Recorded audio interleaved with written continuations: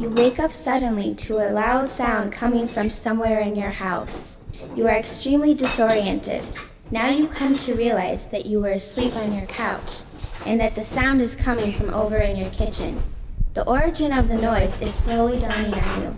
Someone is breaking into your house. You move cautiously over to a wall that is on the far end of the kitchen, so as to grab a peek without putting yourself in clear view of the prowler.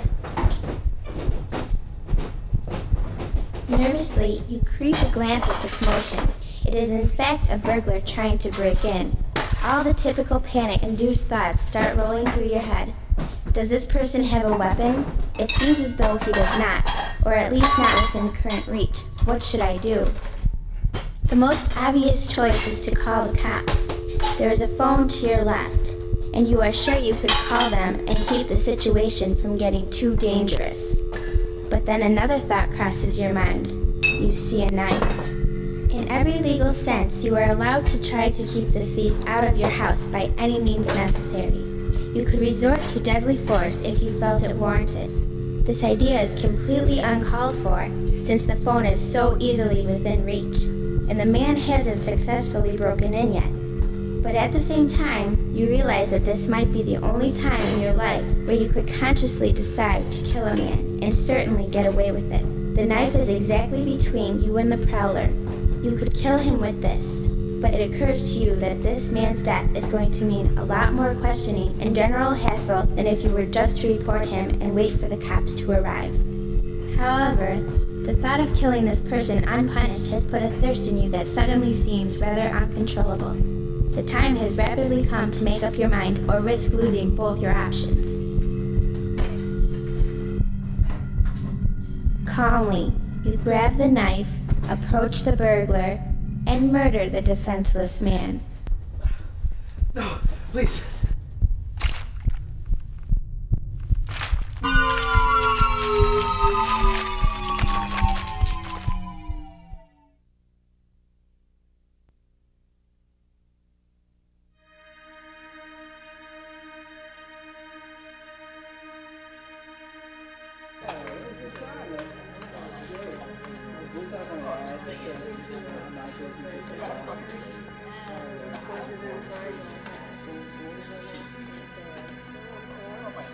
You had just been walking down the street, not doing anything.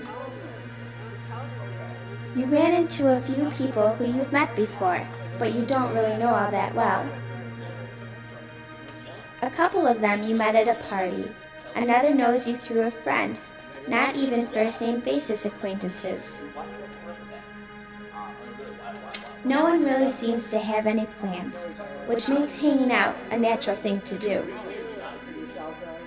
You just lit a cigarette when you notice the guy straight across from you starting to give off a weird vibe. This guy you have never seen before. Why does it matter? Why does not matter? Do you agree with me or do you not agree with me? Okay. What I hear. I don't know what you guys are doing, but I only live a couple blocks up. I understand if y'all aren't down, but we can go up there and commandeer the antelope.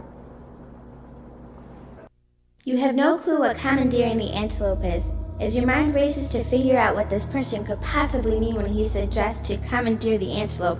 The people around you get a really serious vibe, as if this is something particularly heavy. From the sound of it, you entertain the possibility that this is an illegal drug of some kind, but you have never heard of anything even closely related to this act in drug circles, and the people's reactions seem to be more serious than that.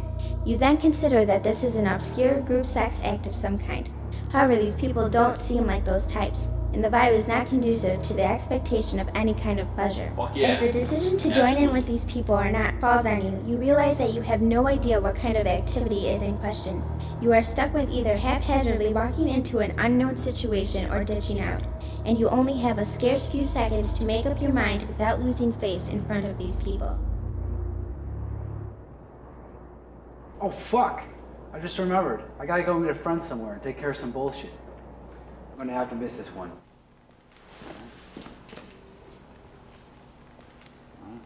Let's go. You guys take it easy. I'll catch you later.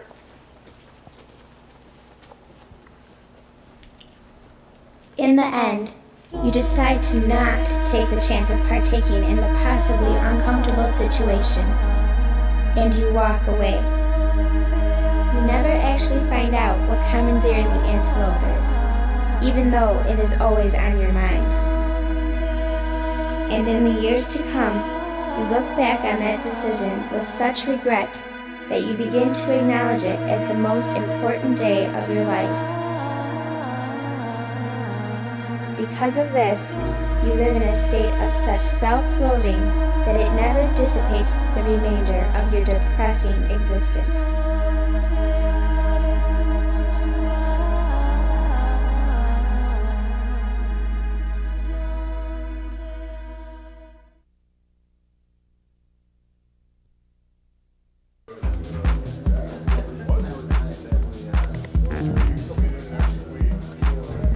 You are enjoying yourself. All of your friends are here, and it is the first time that this has been the case in a while. You are participating in a friendly dart tournament. It is almost your turn. This is something you enjoy. Hey Steve, it's your shot. Steve.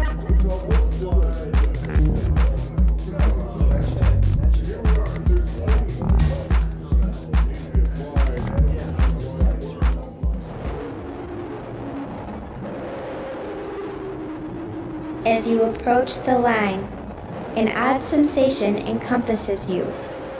Whether it is due to the alcohol or to something else, you cannot be sure. This has happened before.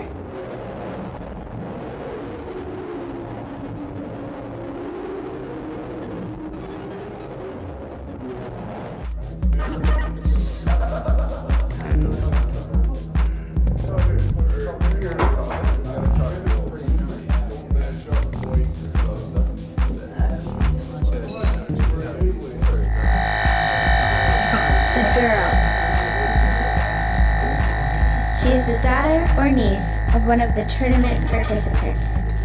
You were told her name earlier but cannot remember. She is supposed to be keeping score. You can feel the sensation creeping in on you more now. It occurs to you that there would be nothing so perfect in the whole world than if you were to stick the dart in this nubile girl's breast.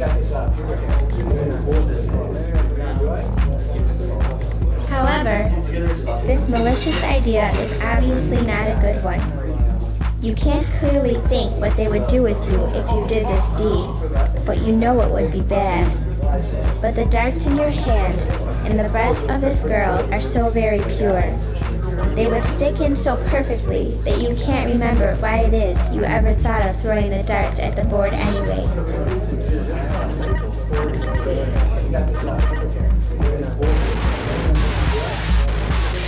But overpowering is the thought that putting a dart into this girl is a wrong one. You square up to deliver your first throw.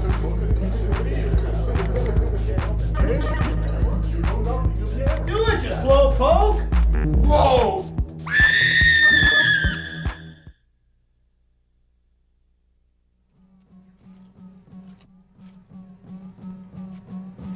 You start to come out of it. You must have just been unconscious. This is the only thing you know. Not only do you not know where you are, or rather, where you are going, but you don't even have the slightest clue who you are. Your mind races, trying to latch onto some kind of idea of what could possibly be happening. These men seem to be taking you somewhere, and by the looks of it, they don't like you. It's possible that you did something bad, but you don't know what. Or maybe these men are bad. They look like they might be gangsters, but they could also be cops. You have yet to find any fact in this situation that would persuade a solid train of thought. Wait a second. You do know something. The bulge in your pocket, it is a grenade. These men must not have searched you before taking you wherever you're going. It is the only thing you can be certain of.